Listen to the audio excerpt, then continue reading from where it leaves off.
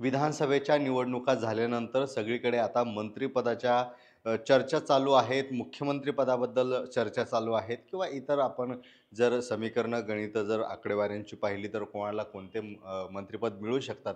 या सगळ्या चर्चा चालू असताना दुसरी एक महत्त्वाची चर्चा सुरू व्हायला लागली. कारण की आता जे काही निवडणुका झाल्या आणि महायुतीचे जे काही उमेदवार निवडून आले, त्यामध्ये असे एकूण 6 उमेदवार आपल्याला दिसून येतात, की जे विधान परिषदेवर होते, पण आता ते विधानसभेवर गेले. आता विधानसभेवर गेल्यामुळं साहजिकच महायुतीचे जे काही 6 उमेदवार आहे किंवा 6 आमदार जे आहेत, त्यांची जागा विधान परिषदेतून खाली झालेली आहे. म्हणजेच आता 6 जागा त्या भराव्या लागतील. आता या 6 जागा नेमक्या कोणाला मिळू शकतील किंवा या मिळवण्यासाठी किंवा या सगळ्या गणितात जर आपण पाहिलं, जो काही जागा वाटपाचा तिढा चालू होता, जागा वाटपाचा तिढा झाल्यानंतर बंडखोरी असेल किंवा मग अपक्ष उमेदवार असेल, या सगळ्यांचं तो कुठे ना कुठे मनधरणी करण्यासाठी त्यांना प्रत्येक पक्षाकडून विधान परिषदेचं एक स्वप्न दाखवलं गेलं, असं समीकरण किंवा अशी एक गोष्ट आपल्या लक्षात येते किंवा अशी चर्चा आहे सगळीकडे. म्हणजेच आता जर आपण पाहिलं विधानसभेच्या निवडणुका झाल्यानंतर साहजिकच ज्या काही 6 जागा आता रिकाम्या झाल्या आहेत, त्या 6 जागांवर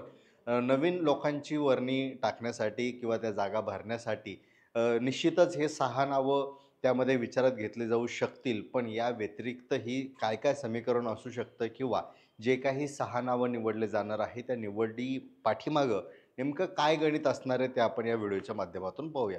आता सध्याच्या परिस्थितीत जर आपण विचार केला, म्हणजे भारतीय जनता पक्षाचे जे काही आमदार आहेत, त्यांचे जे नावं जर आपण पाहायचे झाले, तर त्यामध्ये चंद्रशेखर बावनकुळे आहेत, गोपीचंद पडळकर आहेत, रमेश कराड आहेत आणि प्रवीण दटके आहेत. आता हे जे 4 नावं आहेत, या 4 नावाचा विचार केला तरी चारही नावं म्हणजे विधान परिषदेत होती, त्यानंतर त्यांना विधानसभेचं तिकीट मिळालं आणि विधानसभेचं तिकीट मिळाल्यानंतर त्यांना विजयही मिळाला. म्हणजे अर्थात आता विधान परिषदेचे ते आमदार राहिले नसून विधानसभेचे आमदार झालेत.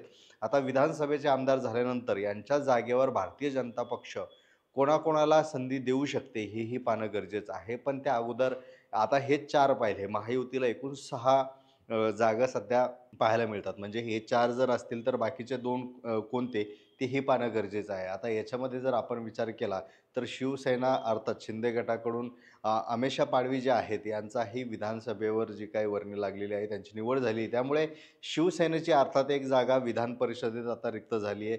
दुसरीकडे जर अजितदादा पवार गटाचा विचार केला तर त्यांचे जे आमदार होते किंवा जे नेते होते राजेश विटेकर हेही विधान परिषदेचे आमदार होते. पण आता विधानसभेच्या निवडणुकीत ते विजयी झाल्यामुळं अ, अर्थातच ते विधानसभेवर आता आमदार म्हणून त्यांची वर्णी लागली. त्यामुळे साहजिकच इथली जागा रिकामी झाली. म्हणजे आपण भारतीय जनता पक्षाचे 4, शिंदे गटाचे 1 आणि अजितदादा पवार गटाचे 1 असे जर एकूण बेरीज केली तरी याच्यामध्ये 6 जागा ज्या आहेत, या 6 जागा रिकाम्या झाल्या. तर आता यावर वर्णी कोणाची लागेल? तर अजितदादा पवार यांच्या गटाकडून जर विचार केला तर योगेश क्षीरसागर जे आहेत, बीडच्या राजकारणातले किंवा विधानसभेला संदीप क्षीरसागर विरुद्ध योगेश क्षीरसागर जी काही लढाई होती, याच्यामध्ये संदीप क्षीरसागर यांचा विजय झाला आणि अर्थात योगेश क्षीरसागर हे पराभूत झाले.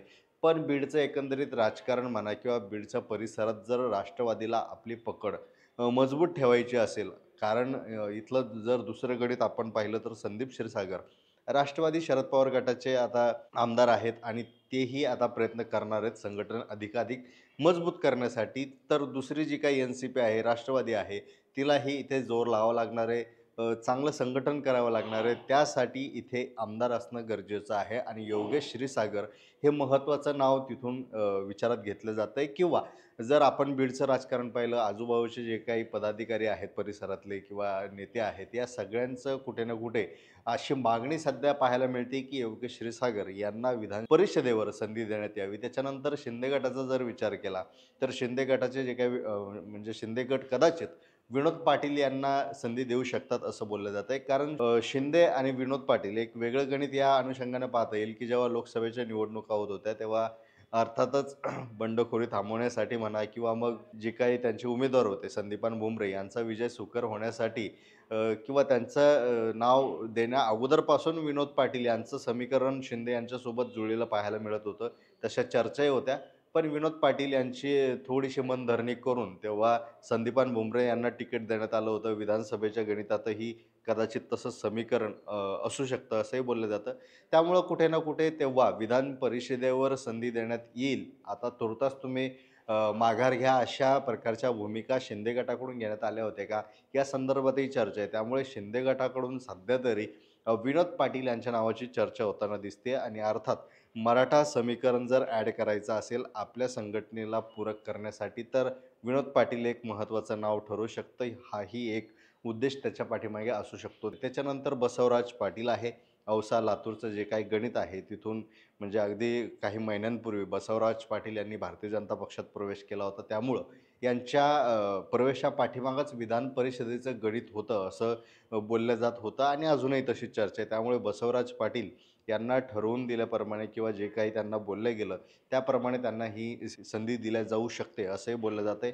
याच्यानंतर महत्त्वाचे 2 नावं म्हणजे एक आहे लक्ष्मण हाके. भारतीय जनता पक्षाकडून यांना संधी दिली जाऊ शकते. कारण ओबीसीचं वेगळं समीकरण या विधानसभेच्या निवडणुकीत पाहायला मिळालं आणि त्याच्या पाठीमागे जे काही गणित आहेत, समीकरणं आहेत, त्या पाठीमागे लक्ष्मण हाके जे आहेत, यांची महत्त्वाची भूमिका राहिली आणि त्यांची जर आत्ताची मागणी जर आपण पाहिली, तर अशा स्वरूपाची ती मागणी आहे आणि ओबीसी, मराठा हे समीकरण अधिकाधिक घट्ट करण्यासाठी म्हणा किंवा आपल्या हक्काचा जो काही ओबीसी मतदार आहे, तो तसाच ठेवण्यासाठी लक्ष्मण हाके यांना संधी देण्यात येऊ शकते, अशी चर्चा आहे आणि यामध्ये शेवटचं नाव नवनीत राणा यांचं नाव येतं आहे. कारण नवनीत राणा लोकसभेमध्ये पराभूत झाल्या असल्या तरीही एक महत्त्वाचा चेहरा आहे भारतीय जनता पक्षासाठी.